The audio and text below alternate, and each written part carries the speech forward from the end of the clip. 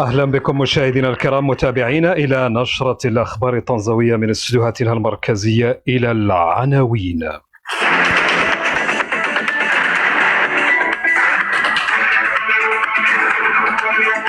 السفارة الإيرانية في الجزائر تقيم حفل عزاء وتقديم التعازي للشعب الجزائري وتفتح سجل التعازي في العاصمة الجزائرية.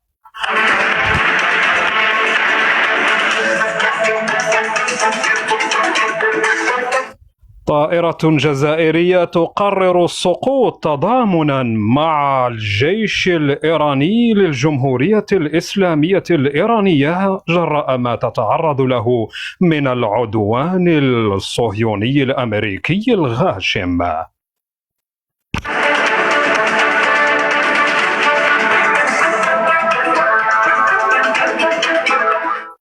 مسابقة العمال في الجزائر كيلو لحم، جائزة الفائزين في واحدة من أقوى المسابقات العالمية للعمال والدوزيام حلوف الجزائرية.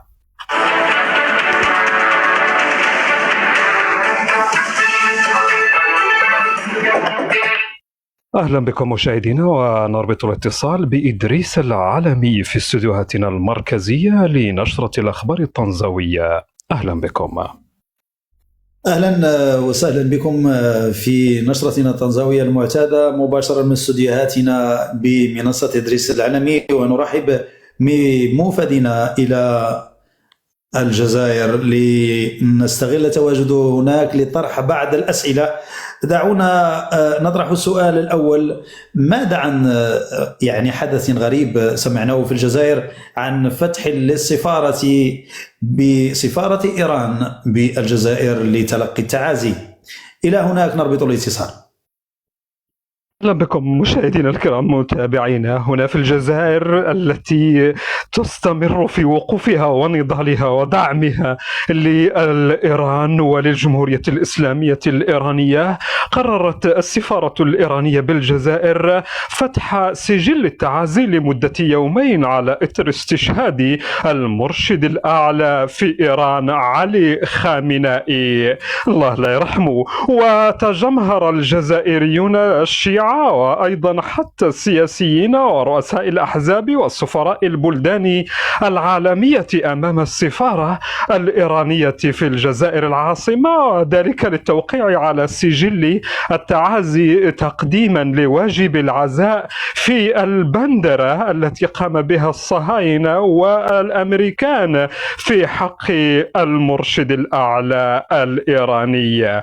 وقالت السفارة الإيرانية في بيان لها: تشكراتي هيراني دي رامي الجيري هاردي شكرتي دي خامنائي كاداسا هذه نحن شكرناه بزاف هذه وقوفي جزائري معانتي في حرب مجاهدي إسلامي هن إيراني هدرات ند ليس بغريب على جزائري شهداء كات هندبا إن إيراني تساكن وندي صهيوني إيراني دا الشهدي باليستيك كاصفاهي إن بو شهر كنده أصفهاني. وتؤكد السفارة الإيرانية أنها ترحب بتقديم وتشكر الشعب الجزائري على هذه الوقفة التضامنية.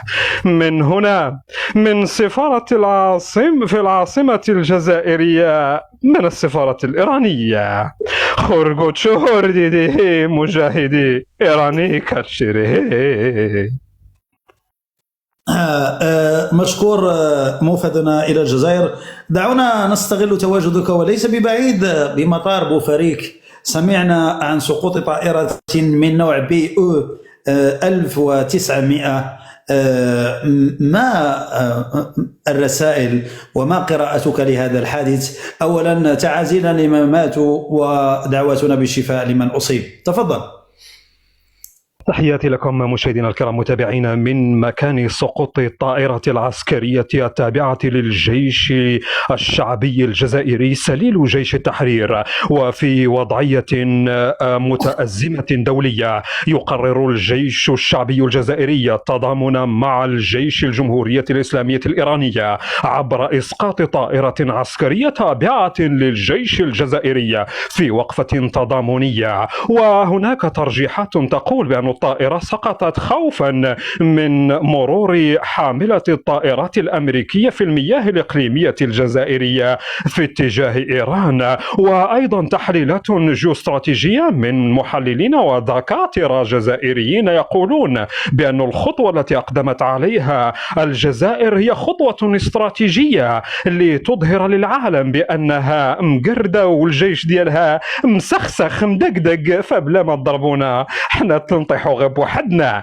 وهذه التحليلات ربما تذهب في إطار الخطة الجزائرية لمحاولة لعب المكر والخداع مع الأمريكان والصهاينة باللي حنا واكلين الدقة وحدنا فبلا ما تضربونا. هل سقطت الطائرة خوفا من الحرب الأمريكية الإيرانية؟ هل سوف تتخذ الجزائر خطوات عسكرية للرد على الذي أسقط الطائرة؟ هل قام النظام المروكي بالتشويش على الطائرة وسقطت سقطة مدوية؟ كل هذه الهلهلات نجيب عليها في قادم الأيام. من بوفريك، مكان المعهود لسقوط الطائرات الجزائرية. تحياتي لكم. مرة أخرى نشكر موفدنا إلى الجزائر العاصمة وبالتحديد مطار بوفريك وحادثة سقوط الطائرة التي هي تدخل في إطار مسلسل سقوط المتوالي بدون أي حروب أو أي شيء يذكر هناك.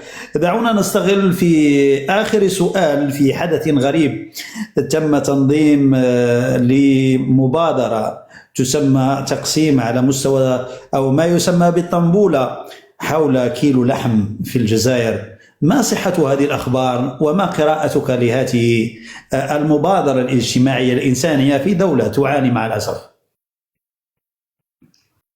تحياتي لكم مشاهدينا الكرام. تستمر الدولة الجزائرية والشعب الجزائري ومؤسسات الجزائر القوة الضاربة في إبهار العالم عبر خرجات هيتشكوكية عجيبة وغير معهودة في العالم. مسابقة جائزتها كيلو لحم مرة واحدة، حيث يعتبر اللحم من الأمور التي يفرح الجزائري حينما يشتريها مرة في 3 أشهر أو 4 أشهر، حيث تم الإعلان عن تنظيم طنبلة لم يعرف لها العالم مثيلا. 10 قسيمات لكيلوغرام من اللحم، وليس أي لحم، لحم العجل الجزائري بمناسبة شهر رمضان المبارك لسنة 2026 كهدية عربونا لمجهودات الموظفين، حيث أن كل موظف جزائري يعمل لمدة 8 ساعات سيفوز بكيلو لحم. كيلو اللحم هذا سوف تدق عليه الطبول وتطلق عليه الزغاريت في الجزائر. تصور معي أن تعمل لمدة سنة وفي هذه السنة تفوز بكيلو لحم من أجود أنواع لحم العجل المستورد البرازيلي الرخيص عالميا. وقال اتحاد العمال الجزائريين إنه سيعطي 10 كيلوات لحم، أي 10 فائزين، لتؤكد الجزائر مرة أخرى دعمها للعمال والعاملات الجزائريات عبر هذه المسابقات التي لا ولن تجد مثلها في العالم. هل تدخل الجزائر كتاب جينيس للأرقام القياسية بأول مسابقة دولية للفوز بكيلو لحم؟ هل وصل الجوع بالجزائر إلى تقديم كيلو لحم للفائزين في الطنبولات؟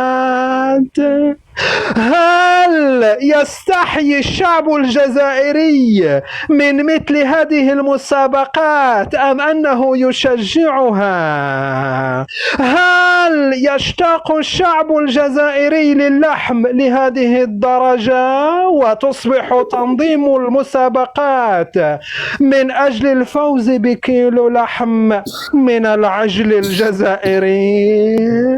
هل ارتفعت أسعار اللحوم حتى أصبحت اللحوم تقدم في الجوائز الرمضانية من مكان فوز العمال بكيلو لحم الجزائر؟ ننتظر أن يتم تقديم هذه الهدية. هل ستقدم في ميكا كحلة أم ستقدم في كارت ديال السيما؟ هذه الأمور سنعرفها بعد نهاية المسابقة. من هنا من طنبولة كيلو لحم للعمال الجزائريين. كان معكم مراسلكم. مشكور.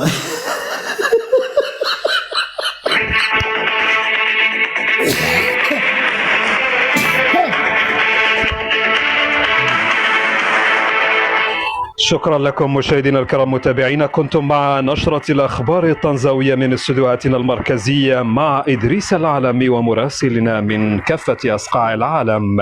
هذه النشرة غايتها رسم الابتسامة على وجوهكم. أي تأويلات أو تفسيرات خارج هذا السياق لا تعنيني في شيء، وإذا جيناكم حامضين غدا نجيبوا السنيدة ونجيكم حلوين. من هنا إلى هناك. تحياتي أخي الرأي المغربي أنري والله وحلت لي مرحبا يا خويا دريس، اولا السلام عليكم، تحيه طيبه وتبارك الله عليك خويا دريس، بارك الله عليكم الاخوان في التعليق، ربي يحفظكم جميعا، مسلم عليكم، بارك واشركم، شحال هذه ما شفناكم، شحال هذه ما ضحكنا معكم، غير قلنا نبان لي دريس فاتح، قلنا نطلعوا نضحكوا شويه. مسلم عليكم كاملين وخيرت كبير، ونتمنى ان شاء الله تكونوا بخير وعلى خير دائما. دريس نقص شويه من زائد 18 خويا، اسمح لي غنقول لك قدام الناس، ولكن اسمح لي خويا نقص شويه، لقيتي لاصقات الجزائريين تعاداوك اخويا، عاداوك صح. الله يهديك. حلاوتك انت هي في ديك الردود الجميله. خيرت كبيره الاخوان، اللي متفق معايا يكتب اوكي، احنا نضغطوا عليه، اللي متفق معايا يكتب اوكي. خيرت. صافا سي محمد، كيف الحال والاحوال؟ والله الا بيان خويا، الحمد لله بخير وعلى خير خويا. والله الا زعما جات هذه الحرب هذه حنا مفرجين اخويا، كنتبعين شنو واقع، المهم متبعين الصواريخ اللي غاديين هك والصواريخ اللي جايين هك. بانوا لي شي مغاربه مسالقه بهم، شي مطايف مع شي قال لك كلنا ايرانيين، شي قال لك كلنا امريكا، ما تضرب الحريره وسير تكمشش من كلنا، انت اش دخلك انت؟ والله الا بانوا لي شي مغاربه مساكن. لا صافي، ايران دابا مسالقه با، كتسناك انت تقول لي راني معاك، سير تكمل ضرب الحريره وصل لك الطراوح ديالك يا والامريكان كتسناك انت يا لما قرد تسناك تقول لي راني معاك، تضرب الحريره وخدم ليها مع راسك وديها في بلادك ولا عندك شي ما تقضي قضيه، جاي تسب لي في عباد كاع وحدين كاع وصلت بهم ولاو يسبوا بعضياتهم. ايها المتطاهرون، ايها المتعايرون، صاحبي والله العظيم الا هادو لا فهمت فيهم والو. انا تضرب الحريره وسير عاون مالين الدار، غسل معاهم المواعن، راه مساكن واش حيلتهم للطياب ولا حيلتهم يغسلوا المواعن، انت جاينا قاعد كتسب في عباد الله على ود ايران ما حاسه بك. اذا كان الايراني براسو خارج نص ايران بجوج ايرانيين ما فاهمينش. انا شفت فيديوهات ديال الايرانيين كيتفرج في الصاروخ وتيقول لي هو بايستي كوتشي هنغا اخبط زعما ضرب، وانت جاي مصدع لنا مخنا حنايا. ايران عندها الصواريخ، انت اش عندك؟ ايران عندها الصواريخ، اش عندك؟ تتكمج والله العظيم الى كارثه يا اخويا. الله صراحه شيء هو مساله ما غاديش نسميهم حنايا، ولكن مزيان هاد الامور هذه يخرجوا بحال هاد الاشخاص باش تعرف بانه كاينين بعض النفوس حتى داخل المغرب يتحينون يعني أبسط فرصة للنيل من الدولة. وإياكم من الطابور الخامس الذي ركز عليه الحسن الثاني رحمة الله عليه. الأمور تدعو دائما إلى الحيطة والحذر، وخصوصا من الداخل، الحيطة والحذر. حتى باش كيقهروني انا صاحبي تبرد كيضرب جوج جبانات ديال الحريره وكيجيو تيبدا لك شي تحليلات شي تحاليل ميتافيزيقيه سياسيه. إذا سقطت إيران فإن إسرائيل سوف تستولي على المنطقة كلها. شكون اللي دمر هذوك البلدان أصلا؟ سي محمد، تعرفوا واحد القضية، الإيرانيين أصلا هما كانوا عملاء الولايات المتحدة الأمريكية، راه غير وصلت درجة نهاية الصلاحية ديالهم قالوا لهم لا بوبيل. هذا ما كان. إلا كنت تعتقد بأنه النظام الإيراني راهو في حرب مع الولايات المتحدة الأمريكية وإسرائيل، ينسى، راك بعيد على أرض الواقع. الإسرائيليين والأمريكيين، النظام الإيراني هو عميل للولايات المتحدة الأمريكية، كما كانوا في أفغانستان وكانوا كانوا حتى الطابور ديال العراق، وزيد انتهت الصلاحية، الله يعاون لا بوبيل. هذا عرفتي، هذا سميتو لاطماجي. هذا نائب الرئيس الإيراني في التصريح ديالو معروف شنو قال؟ لولا إيران لما سقطت كابول وبغداد. ويجي واحد أنا يقول لي إيران المقاومة إنها تقاوم الصهاينة والأمريكان الإمبرياليين.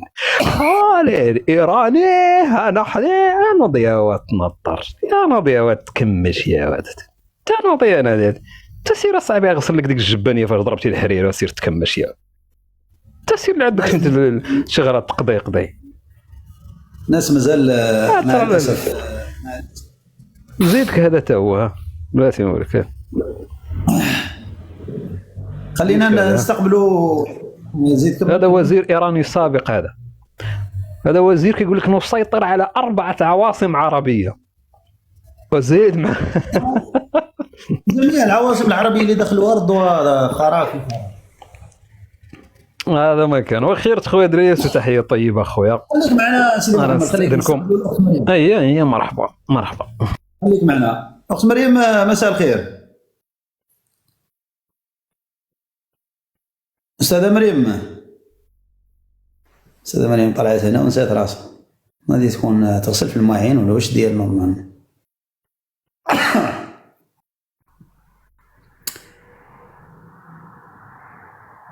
لا نقلب لكم على الكونيكسيون. اولا انا بعدا هي عندي شويه القضيه ضعيفه هنا.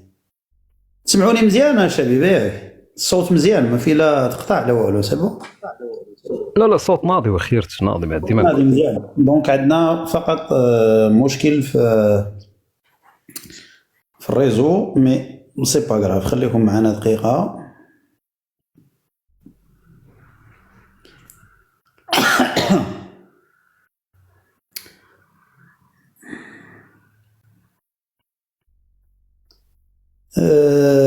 ما عرفتش اسكو مازال عندنا هنايا، لانه كانوا بزاف ديال الاخوان طالبين جيست، ما عرفتش واش مازال ولا انسحبوا. اظن ان الغالبيه ينسحب، لانه الناس غير كتزيد واحد شويه ومن بعد كتنسحب. الراي المغربي عندك الكلمه الى عندك ما تضيف في هذا السوجي هذا. الو خليكم. لا ما عرفتش الموضوع ديالك بالضبط. انا نتمنى فقط على انه البارح كنت هكذا كندور وجبرت واحد اللايف ديال المبردعين في الجزائر، ومعاهم جماعه البوليزاريو، ومعاهم واحد الزكتور من الزكاطره اللي كتعرفوا طبعا. و هادشي بدا كيحلل لهم وتيقول لهم على انه من اين سياتي المغرب بالطاقه. البترول الآن أصبح مقطوعا مع انقطاع مضيق هرمز، وبماذا سيتحرك الجيش المغربي في الصحراء والبترول غير موجود، والبوليزاريو سوف تعلن الزحف والاختراق. المهم ذاك البردان. انا نتمنى على انه دير شي لايف الاخ دريس بحكم انك مختص شويه في الامور الاقتصاديه، يعني حول تاثير هذا الحرب على القطاع الطاقي في المغرب، واش عنده فعلا شي تاثير اقتصادي، يعني تاثير كبير على وارداتنا او مخزوننا الاستراتيجي من المحروقات. واش حنا فعلا كنعتمدوا على هذا المضيق هرمز او يعني الخليج بصفه عامه في وارداتنا ديال البترول؟ واش حنا كنستوردوا يعني البترول خام ولا كنستوردوه يعني مصفى بنزين وفيول وما الى ذلك؟ ويعني درجه التاثير ديالنا عليه يعني فقط التنوير الراي العام وصافي. هذا الجانب. لا نعم السؤال عندك في محله. اولا ليعلم الجميع بان مساله شراء الغاز ما كتمش يعني بشكل يومي او ما تسمى بالعقود الاجله، بمعنى غالبيه الدول كتكون عندها دي كونطرا على لو لونغ تيرم، بمعنى كتكون لمده طويله. من يعتقد، وخصوصا الجزائريين، اذا كنتم تعتقدون بان الجزائر سوف تستفيد من صعود هذه الاسعار فانتم واهون. علاش؟ اولا انت باش تستفد لازم المده تكون كبيره، يعني لازمك تدخل في لي بروشان يعني العقود اللي جايه. هذه النقطه الاولى. اللي ما فاهمينوش لي زالجيريان كو انت في لا برودكسيون ديالك ما عندكش بزاف، انت راك على موين راك تنتج مليون برميل يوميا، نصو يمشي لاستهلاك داخلي، بمعنى الا صدرتي راك كتصدر ما بين 400 500 الف برميل يوميا. يعني البورسونتاج دوغمونطاسيون اللي غيكون عندك ديال واحد 5%. هذيك 5% اللي راهي تزادت انت في البينيفيس ديالك راهي ما غتخلصش لا ديفيرونس ديال ارتفاع الاسعار في العالم. بمعنى اخر، مادام مساله الشحن والتوريد وحتى النقل الدولي راح يتزاد. البارح راهو تزاد ترونسبور ديال لاشين في اتجاه ديال الجزائر. البارح راه عطاو من بعد انا غادي نحل عليها الله.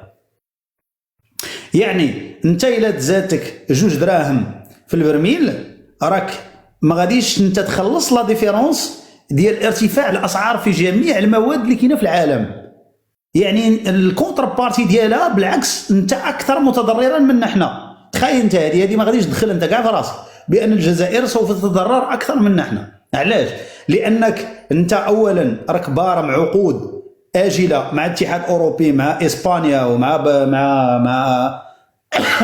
مع الايطاليين لمده طويله. يعني الشونجمون دو بري ما غاديش يكون. هذه النقطه الاولى. النقطه الثانيه هو انك تستورد بشكل يعني بشكل دوري، بمعنى ان ارتفاع اوتوماتيكمون اللي غادي يرتفع دابا حاليا هو كلفه الشحن والاسعار وهذه. دونك الارتفاع ديال هاد المواد هذه المشكله انت ما غتقدش عليه، يعني ما غاديش تلحق اصلا. الا طولت الحرب مثلا ضربت واحد 6 شهور ولا هذه اوتوماتيكمون يكون عندك البينيفيس. مي الى الحرب ما طولتش انت تكون خاسر اكثر من رابح. المغرب عنده احتياطي ديال 30 يوم، عنده احتياطي ديال 30 يوم في اطار انه يوجد يعني الميناء ديال الناظور اللي غيبدا يستقبل الاحتياطي ديال النفط والغاز في الايامات القادمه. اوكي، يعني صحيح سنتضرر، هذا امر عادي، ولكن ما غاديش يكون تقريبا على الميزانيه بواحد حتى 2% ديال الدار. هذه النقطه الاولى. اذا المغرب على مستوى الغاز تاعو، الغاز اللي كيتسمى جي ان ال او المسال ما كيجيش ديريكتومون للمغرب. الغالبيه ديالو كيدوز لاسبانيا وتما كيتم التكرير ديالو وعاد كيدخل عبر الانابيب تاع الجزائريين اللي سدوها اوتوماتيكمون كيعاود يرجع. اوكي، دونك بالنسبه لنا في اطار العقود اللي عندنا مع اسبانيا ومع الموردين ما عندناش مشكل لا في الغاز ولا في البنزين، يعني تقريبا على مده شهر في انتظار يعني وصول الشحنات. اعتمادنا على الخليج ليس بكبير، لان اغلبيه العقود اللي عند المغرب عنده مع روسيا، عنده مع النرويج، وعنده مع الولايات المتحده الامريكيه. وصحيح عندنا مع السعوديه، العراق والامارات والكويت، هادو بطبيعه الحال عندنا معهم. السعوديه ما عندناش بزاف، عندنا مع العراق شيء كبير ودوله الامارات. اوكي، دونك مادام الاحتياطي الان على مستوى التداول العالمي ما كيديباسيش على موين 20%، يعني انت راكي شغل كتقول بان الغاز راه غيتوقف العالم. نو، راه في كل 5 براميل كيتنجوا في الدقيقه خاص واحد ديال الخليج، باش يبان لك اتيل بوان الحجم ديال الخصاص اللي كاين على مستوى الطاقه. اوكي دونك 20% سا فو دير كو وسط 5 براميل ناقص برميل واحد، يعني ماشي راهي 80% ديال الانتاج اللي كتخرج من مضيق هرمز، نو سي 20%. دونك 80% ديال الغاز راهو مازال يعني كيسيركولي حاليا في العالم، وبالتالي التاثير ديالو ما غاديش يكون بشكل كبير. وحتى للاخوان نزيدوا نشرحوا هذه النقطه هذه، غالبيه لي كونطرا اللي كيكونوا فهما كيكونوا عقود اجله ذات المدى الطويل. حتى الجزائر راهي كتسيني بالسنوات ماشي تاب واش يعني انت باش تلحق انك تربح لا ديفيرونس او نيفو ديال البينيفيس دوغمونطاسيون لازمك دي موا باش يساليو لي كونطرا باش تعاود تجددهم. سو مومون ممكن انك دوموندي دوغمونطاسيون، مي اكطوالمون ما يمكنش، وتقدر توصل حتى ل 10 سنوات على حسب الكونطرا اللي راك داير. فرنسا ربما دايرين معاهم افي هادو. اوكي يعني الحاجه الوحده اللي خصهم يفهموها لي زالجيريان كو هاد الازمه هذه راهي تؤثر على الجزائر اكثر ما تؤثر على المغرب. والله العظيم هذا كلام زعما سيريوزمون، تؤثر على الجزائر بشكل اكبر. علاش؟ لان ارتفاع الاثمنه يقابلها ارتفاع في الاسعار ديال الشحن والنقل والتوزيع اوتوماتيكمون بنسبه اكبر. انت راك على موين راك تستقبل كل شيء على ليترونجي، انت ما راكش تنتج والو داخل الجزائر، وبالتالي هاد الامور هذه كامله غادي تزاد عليها الاثمنه. ودوك انت ما غاديش تقدر انك تخلص لا ديفيرونس مادام احتياطي صرف في الجزائر راهو دون 30 مليار ديال الدولار، وربما اقل من ذلك بشكل كبير جدا. اوكي غير الناس تفهم هذه القضيه هذه. نقول انا لا موين مثلا الا الحرب طولات واحد 3 شهور ولا 4 شهور نقدروا نقولوا يبدا يبان التاثير، مي ما ديباسات شهر يقدر يطلع ومن بعد يعاود يشيتي اوتوماتيك. غير باش نحطوا الاخت مريم معنا ولا مازال ما معناش؟ لم عليا انا معاك من قبيله. لا قبيله كنا هضرنا معاك مي ابارامون ما جاوبتيناش. هذاك الشيء اللي جاوبت انا ما سمعتك. لا انا معاك من اللي كنت جابد. مرحبا ملي كنت جابد اللحم 10 كيلو ديال اللحم. هذا تحياتي لكم والرأي المغربي. هذاك راه على الصباح انا وصلني بقيت مرحبتي الاخت مريم. مرحبا خويا الرأي المغربي. هذيك القضيه ديال 10 كيلو اللحم راه خاصك دير عليها تكمل عليها اللايف هذيك وطلع علينا الجزائريين يمتعونا بتعليقاتهم، لان الفيديو اصلا اول ما نحطوا جزائري باش ما يقولوش لينا راه فوتوشوب ولا كتكتبوا ولا تديروا. هذاك راه جزائري هو اللي خرج كيبكي وتيولول وتيقول لكم واش لهالدرجه هذه كتشوهوا بينا وكطيحوا بينا دايرين قرعه على 10 كيلو لحم. 10 كيلو لحم شنو خروف صغير تقريبا هذاك اللي كنديروه حنا في الشوا في العراس السي دريس فيه 10 كيلو. اذا كاين واحد الخبر يلا نقلوه بان المغرب خصص اسطول جوي لمراقبه تفريغ البالونات النفط العملاقه القادمه من دول الخليج بالموانئ المغرب. وهذه تقريبا الغالبيه كتكون في الموانئ الكبيره التفريغ ديالها هذو البالونات الكبار. اوكي اسمحي لي الاخت مريم تفضلي. لا انا كنسمع لك. قلت لك سولتك واش 10 كيلو ديال اللحم اللي هما غيديروا عليها قرعه لهاد الناس كيلو اللحم الواحد واش 10 كيلو هي تقريبا داك نص خروف اللي كنديروا حنا في الشوا في العراسه السي دريس؟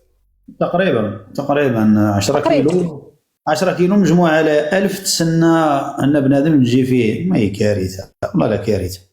دابا الجزائر هاد الشركه هذه دايره طومبو هاد المؤسسه دايره طومبوله على 10 كيلو ديال اللحم كل واحد غتجيه كيس فيه كيلو. هذا يدل على ماذا؟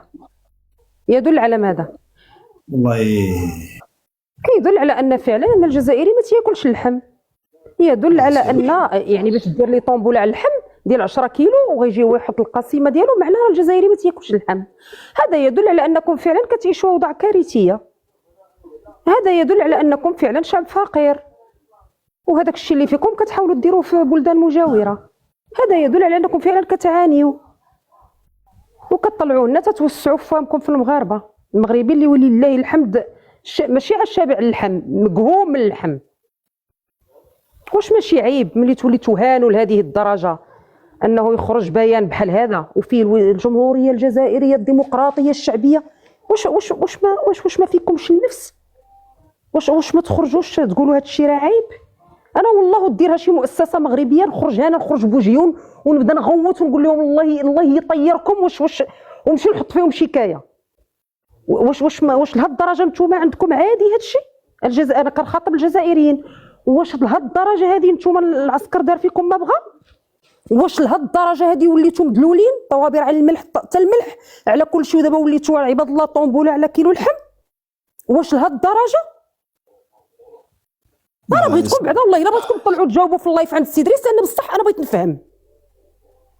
واش ما تتحشموش؟ واش ما فيكمش النفس؟ واش ما تخرجوش تقولوا لهاد المؤسسات بحال هادو اللي اكثريتهم يتحكم فيهم النظام ديالكم الكبرانات، تقول لهم هذا عيب وهذا عار؟ راه تدلون الجزائري.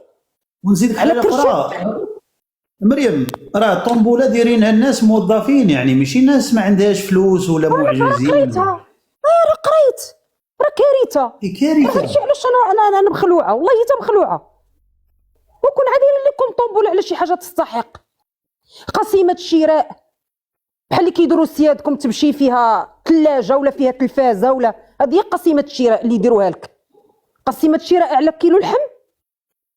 واش هذا معناه بان الجزائر مقبله على ثوره جياع نورمال؟ وراهم اصلا راهم جياع عاد مقبلين.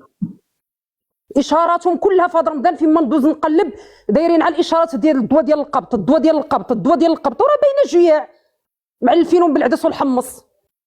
كيعرفوش اللحم، داكشي علاش ديما مساكن الاشهارات مع الفطور. حول ولا قوه الا بالله. والجزائريين جاوبوا.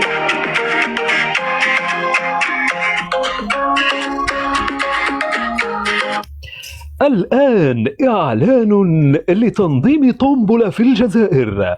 الجمهورية الجزائرية الديمقراطية الشعبية، الاتحاد العام للعمال الجزائريين، فرع نقابي للمؤسسة الاستشفائية مريم بوعزوزة بباتنا. إعلان عن تنظيم طنبلة 10 قسيمات ل1 كيلوغرام من لحم العجل بمناسبة الشهر الفضيل رمضان المبارك لسنة 2026. هذه الهدية كيلو لحم من العجل عربونا لمجهودات الموظفين. ويندرج هذا العمل ضمن روح الترسيخ، روح التضامن والأخوة داخل أسرتنا المهنية. تحيا الجزائر، يحيى عمي تبون مع الجزائر.